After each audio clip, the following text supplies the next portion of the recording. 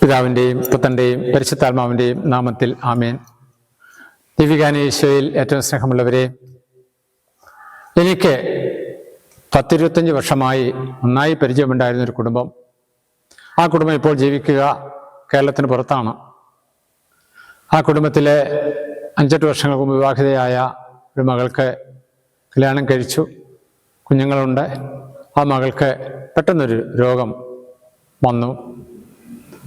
അപ്പോൾ ആശുപത്രിയിലാക്കി. അവരെ എന്നെ വിളിച്ചു. എനിക്ക് ആ സമയത്ത് ഫോൺ എടുക്കാൻ സാധിച്ചില്ല. വൈകിട്ടായപ്പോഴത്തേനും ഞാൻ തിരിച്ചു വിളിച്ചപ്പോഴത്തേനും പറഞ്ഞു, പെട്ടെന്ന് രോഗം ബാധിച്ച് അബോധാവസ്ഥയിൽ അല്ലെങ്കിൽ സംസാരിക്കാതെ ആശുപത്രിയിലാണ്, ഡോക്ടർമാർ പരിശോധനയിലുമാണ്. അച്ഛനോടൊന്ന് പറഞ്ഞാൽ, അച്ഛനൊന്ന് പ്രാർത്ഥിച്ചാൽ അത് അനുഗ്രഹമായിട്ട് മാറും, ദൈവത്തിന് ഇടപെടൽ ഉണ്ടാകും, ഞങ്ങൾ വിശ്വസിച്ചുകൊണ്ടാണ് നിങ്ങൾ വിളിച്ചത് എന്ന്. എന്നിട്ട് പറഞ്ഞു, മകളെ അബോധാവസ്ഥയിലാണ്, ഏതൊക്കെയാലും അവിടെ അടുത്ത് ഫോൺ കൊണ്ടുപോയി കൊടുത്ത് ലൗഡ് സ്പീക്കറിലിട്ട് അച്ഛൻ്റെ പ്രാർത്ഥന കൊടുക്കാനായിട്ട് അവരുടെ അടുത്ത് ചെന്ന് അവിടെ കയ്യെ പിടിച്ച് ഫോണിൻ്റെ ലൗഡ് സ്പീക്കർ ഓണാക്കി. ആ സമയത്ത് തന്നെ ഈ മകൾക്ക് ബോധം വരികയാണ്. അതിനുശേഷം ഞാൻ അറിയുന്നില്ല, ഞാൻ ഫോണിൽ കൂടെ മകൾക്ക് വേണ്ടി പ്രാർത്ഥിക്കുകയാണ്. പ്രാർത്ഥിച്ചു കഴിഞ്ഞ് പരിശുദ്ധ അമ്മയുടെ മധ്യസ്ഥം തേടി ഈശോയുടെ ആശീർവാദം, ദിവ്യകാനത്തിൻ്റെ ആശീർവാദം ഫോണിൽ കൂടി ഞാൻ കൊടുത്തു കഴിഞ്ഞപ്പോഴത്തേനും ആമീൻ പറയുന്നതിൻ്റെ സ്വരം ഞാൻ കേട്ടത് ഈ പെൺകൊച്ചിൻ്റെയാണ്. എനിക്ക് ഈ പെൺകൊച്ചിനെ വർഷങ്ങൾക്ക് മുമ്പ് അറിയാവുന്നതാണ്. പക്ഷെ അതുകൊണ്ട് തന്നെ ഈ പെണ്ണിൻ്റെ സ്വരം എനിക്ക് കൃത്യതയിൽ അറിയാം. അപ്പം ഞാൻ ചോദിച്ചു, മേലാത്ത കൊച്ചിൻ്റെ സ്വരമാണല്ലോ കേട്ടത്, അവളെങ്ങനെയാണ് അറിഞ്ഞത്, ആമീൻ പറഞ്ഞത്? അപ്പോഴത്തേനും അവർ പറഞ്ഞു, പ്രാർത്ഥന തുടങ്ങിയപ്പോൾ തന്നെ അവൾ പയ്യെ കണ്ണു തുറക്കുന്നുണ്ടായിരുന്നു. എൻ്റെ ജീവിതത്തിൽ എന്നെ അതിശയിപ്പിച്ചൊരു കാര്യമാണത്. ഞാൻ പോലും പ്രതീക്ഷിക്കാത്ത കാര്യം, അവർ പോലും പ്രതീക്ഷിക്കാത്ത കാര്യം. അതാണ് ദൈവത്തിൻ്റെ അനന്ത സ്നേഹം, ദൈവത്തിൻ്റെ അനന്ത കൃപ, ദൈവത്തിൻ്റെ സ്നേഹം. അത് എത്രയോ വലുതാണ്.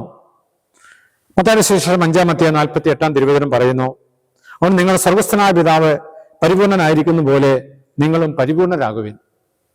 നല്ലൊരു കുടുംബമായിരുന്നു അത്. വിശ്വാസമുള്ള കുടുംബം, എന്നും പള്ളി വന്നുകൊണ്ടിരുന്ന കുടുംബം, അനന്തര ബലിയർപ്പണത്തിൽ മുടക്കം വരുത്താത്ത കുടുംബം, അതുപോലെ തന്നെ ഒരു തരത്തിലും ഒന്നിനും അഹങ്കരിക്കാത്ത കുടുംബം, വരുന്ന കാലാകാലങ്ങളിൽ മാറി വരുന്ന അച്ഛൻ വൈദികരോട് സ്നേഹമുള്ള കുടുംബം, സഭയോട് സ്നേഹമുള്ള കുടുംബം. ആ കുടുംബത്തിന് ഈ നന്മ ഞാൻ പറയും അവരുടെ വിശ്വാസം കൊണ്ടാണ്. എൻ്റെ ഒരു പ്രാർത്ഥനയുടെ ഫലം കൊണ്ടോ അതിന് നന്മ കൊണ്ടോ ഒന്നുമല്ല. പക്ഷെ അത് ആത്മാവാണ് ജീവൻ തന്നത്, ആത്മാവാണ് ആ സമയം സ്വർഗം തുറന്ന് ഈ മകളെ സുബോധത്തിലേക്ക് അല്ലെങ്കിൽ അബോധാവസ്ഥയിൽ നിന്ന് ബോധമുള്ള അവസ്ഥയിലേക്ക് കൊണ്ടുവന്നത്. അത് പ്രാർത്ഥന ശക്തിയാണ്. അതാര് പ്രാർത്ഥിച്ചാലും ദൂരത്തിന്മേൽ അധികാരമുള്ള ദൈവം ആ മകളെ അനുഗ്രഹിച്ചതിനോർത്ത് ആ മകളുടെ ആ ജീവിതം ഞാൻ സാക്ഷ്യപ്പെടുത്തുന്നു. ഈശ്വര സമർത്ഥമായ അനുഗ്രഹം നമുക്കും ഇന്ന് കരഗതമാകണം. ഏതെല്ലാം അവസ്ഥകളിൽ നമ്മൾ ബന്ധനത്തിലായിരിക്കുന്നുവോ, തകർച്ചയിലായിരിക്കുന്നു, അവിടെയെല്ലാം കർത്താവിന് കരുണയേറി കടാക്ഷം ഉണ്ടാകുന്നതിനായിട്ട് നമുക്ക് എളിമയോടെ പ്രാർത്ഥിക്കാം. ദിവ്യനാഥ, വലിയ നോമ്പിലൂടെ ഞങ്ങൾ കടന്നു പോകുമ്പോൾ ഞങ്ങൾക്കും രോഗാവസ്ഥ, ദയനീയ അവസ്ഥ, നിസ്സഹായാവസ്ഥ ഉണ്ടാകാം. അപ്പോഴെല്ലാം ദിവ്യകാനത്തിൻ്റെ സഹായവും പ്രാർത്ഥനയും ബലിയർപ്പിക്കുന്ന പുരോഗതിൻ്റെ ആ ഇടപെടലും ഒക്കെ ഞങ്ങളുടെ ജീവിതത്തിൽ ഉണ്ടാകുന്നതിനായി ഞങ്ങൾ ആഗ്രഹിക്കുന്നു. ആ ദൈവത്തിന് വലിയ സ്നേഹമാണ്. അങ്ങനെ ഞങ്ങളും ദൈവത്തിൻ്റെ സ്നേഹം ഈ ലോക ജീവിതത്തിൽ അനുഭവിച്ച് ദൈവത്തിന് മഹത്വം കൊടുത്ത് ജീവിക്കാൻ ഇടയാകട്ടെ.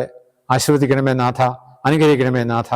നമ്മുടെ കർത്താവ് ഈശോ മിശിഹായുടെ കൃപയും പിതാവായ ദൈവത്തിൻ്റെ സ്നേഹവും പരിശുദ്ധാത്മാവിന്റെ സംസർഗവും നമ്മെല്ലാവരും കൂടി ഉണ്ടായിരിക്കട്ടെ, എപ്പോഴും എപ്പോഴും എന്നേക്കും.